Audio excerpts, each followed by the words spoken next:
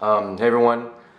Oh, I don't really know where to start. I'm gonna try to not think about it too much and just say what I feel. Usually I don't chime in on like controversial or political topics, because I really hate internet arguments, and what needs to happen in these situations are discussions, and it's really hard to do that on like one-way social media kind of things. But after the election on last Tuesday, I had so much going through my head, so many things I wanted to say, and I knew that like a tweet storm or like a Instagram post wasn't really going to cut it.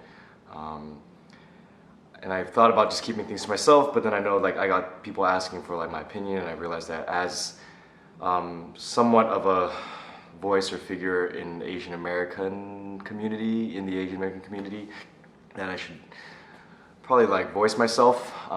So yeah, this is not going to be a video about whether Donald Trump or Hillary was better. I don't want to look at the comments and just read things that have been being said throughout the campaign. What's done is done.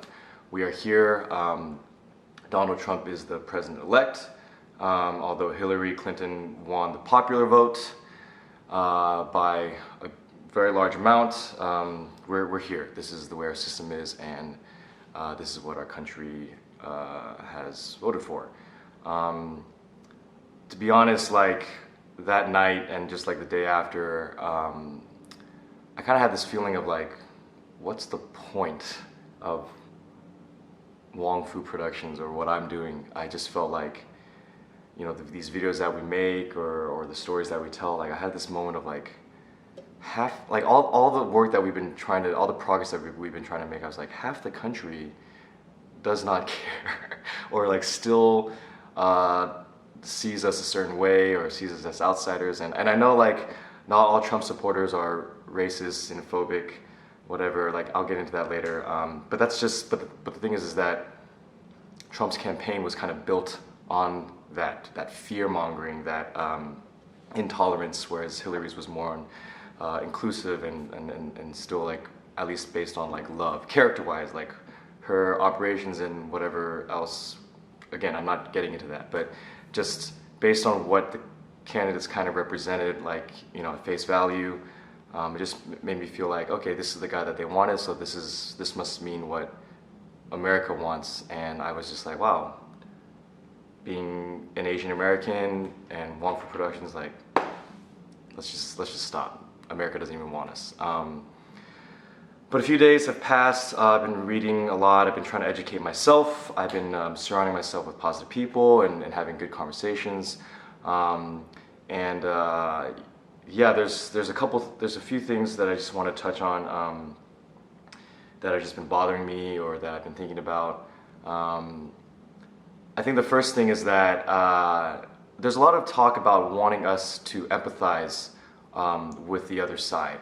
I've read some great articles that talked about, you know, the forgotten white working middle class, the Rust Belt, you know, just these people that, you know, Donald Trump really activated and spoke to with his campaign, and yeah, so much talk on the left, at least, that's like, yeah, we should really try to understand why and how this happened.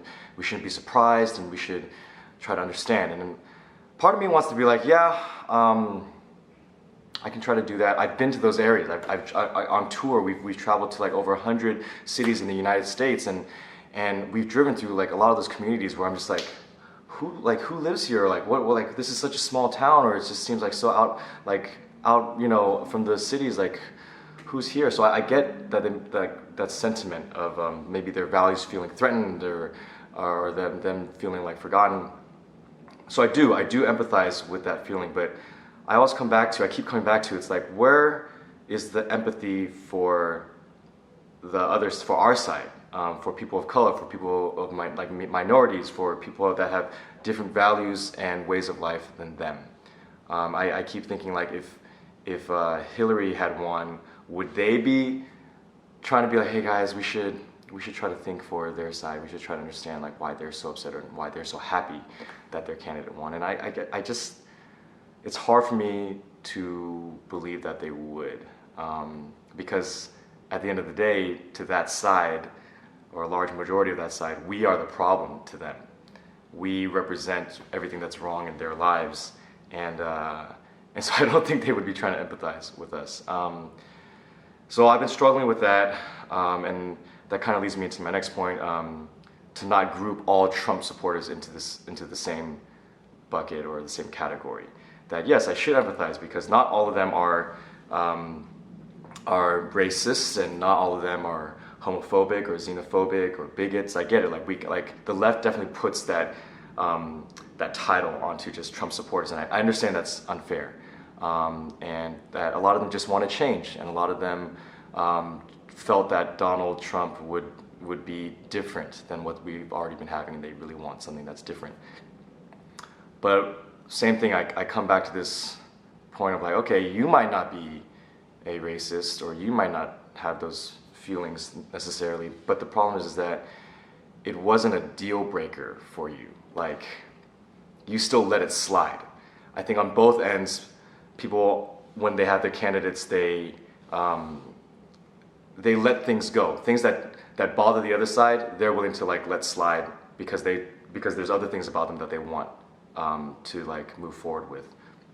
And I guess you could say that, yeah, like I was willing to let some of Hillary's, operations and her quote unquote lying and corruption slide, and that's way worse to you than the character that Donald Trump represents and is himself, at least what he showed himself. And that's where we might just disagree. I think character is so much more important than I think whatever you guys would bring up, because what's happening now is that a character isn't like an idea. A character is something that can spread beyond just policy, and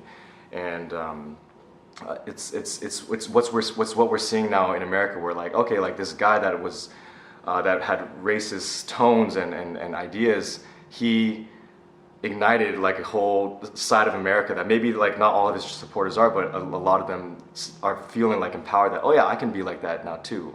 I can say things that I can be not politically correct. I can say just what I feel without any consequence. I can actually become president by saying these things. And it's just like, that's what Trump has enabled in this country now. And you can say like, yeah, well, everyone's all a little racist themselves. Everyone just keeps it to themselves. But that's the point. It's like, it's good to keep it to yourself. It's good to like have some self-decency, and to like, not just judge and spew hate off the bat, like, and just to like observe first, or to give people the benefit of the doubt. Now it's just like, I'm just going to be openly racist. I'm going to be openly hateful, and it's so much worse, because like that's action. That's going beyond what's in your head, and that's actually affecting other people physically, tangibly. And that's what I'm really sad about, that Trump has enabled those types of people. So even if you're not a Trump supporter, even if you're a Trump supporter that's not racist, and that's like, well, that's not me. The problem is that your guy empowered a group of people that are, and I'm really worried I really feel sad about, and scared for people like, the black community, the Muslim community, the LGBTQ community, like women. It's like, it's really sad that I feel lucky that I live in SoCal, in Los Angeles, where it's generally safe. I really feel for all the people that are in other parts of the country where their safety is actually like a concern. And it's actually happening here in LA too. Like, people are definitely feeling more free about their hate now, and that is so unfortunate. Like, that's what he's done. And hopefully, like, he will come out and reprimand that behavior, and that he'll tell people to stop. But the problem is that what's done is done. A guy like that has already said, hey, you can be like that and still get elected president, because half the country will support you, so you're right in acting that way.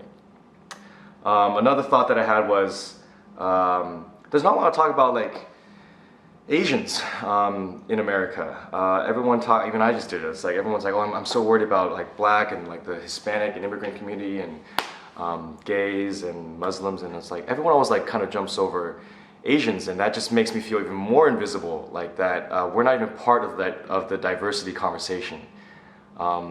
We are getting hated on and spat on too.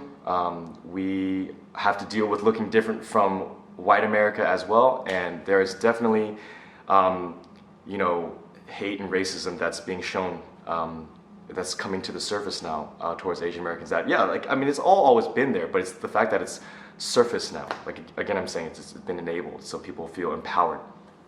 And people are telling us to go home. People are telling us to, that we're going to get shipped out the same way, and mainstream media doesn't give us that same sympathy. So that's another reason why I kind of want to make this video, to be like, no, like, I'm here. We matter. If you're an Asian American, your voice, your presence matters, and we count, even if they're not reporting about us. We are definitely going to get racist comments and treatment, and we need to stick together. Yeah, geez, I think there's so many other things, but basically, you know what, at the end of the day, being a president is politics. Even if you're not a politician, which Donald Trump was so adamant and proud about, when you become president, you become a politician. And you have to work with other politicians because everyone else is a politician. And for him to believe that he was going to get rid of, you know, or not work with the system or be different, like, it doesn't make any sense. You're there now. You are the system, and the system is in place. That's like someone in entertainment saying, hey, I want to go to Hollywood and I'm going to make movies, but I'm not going to work with anyone that knows how to make movies. You're not going to make a good movie. So in order to make movies, you have to work with people in the system, in the industry, in the establishment. So everything that he was preaching about, like that he's just going to, you know, gut the system and bring in all these new people, I'm already reading like he's the system now. And the thing is, like, that's just the beginning of all the promises that that he is going to break. And he's already saying that he's not going to do a lot of things that he promised. And ultimately, this is where the empathy comes to. Like, I actually feel bad for the people that he like conned. You know, he's made all these promises, said all these things. He's not going to put Hillary in jail. He's not going to build a wall. Like, but these are the things that he's already admitting that we're just, or his group is already admitting we're just devices. And you guys got tricked. And now we have a president that is actually probably not going to help you the way that you thought.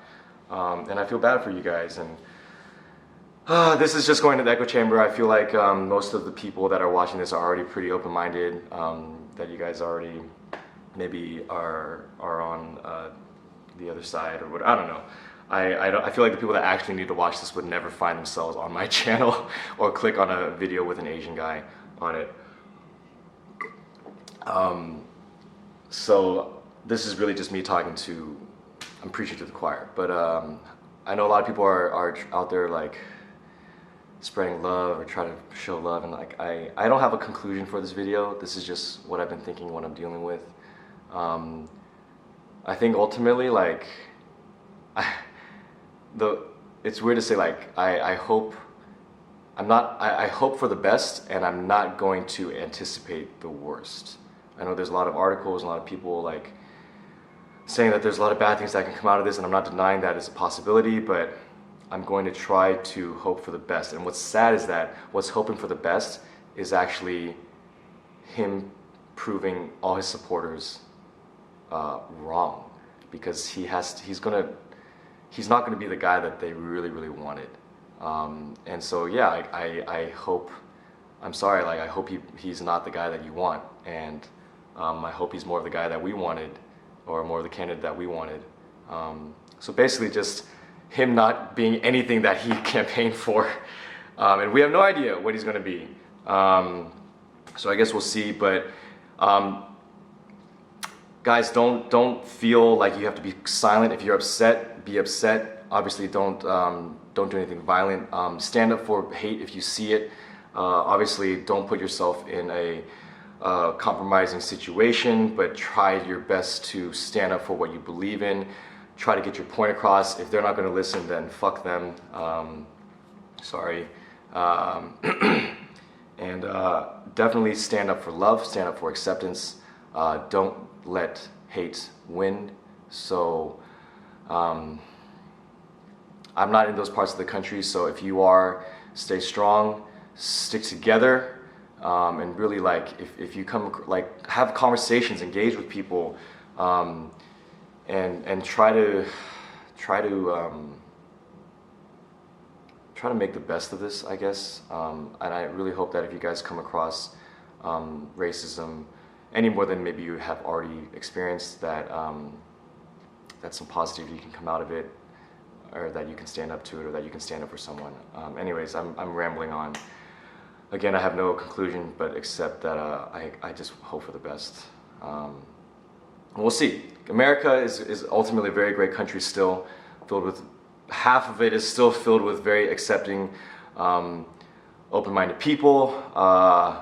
And we've been through bad presidents before. I'm definitely part of that camp that believes, hey, look, 4 years can be shitty, but we can make it through. Like, that's the power of democracy, is that we do get another chance in 4 years, assuming that the worst case scenario, like world-ending scenario, doesn't happen.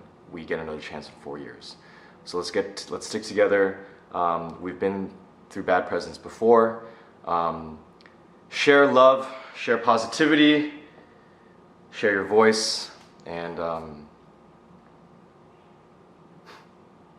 wow, amazing. See you guys. Seriously, in the comments below, I don't want to see bitching and arguing and all this stuff. Like, if you're gonna have criticisms, talk it out and have, like, intellectual conversations down there, okay? I don't want to have to disable comments. I'm so scared to, like, leave them open. But if you want to have actual discussions, please do so nicely.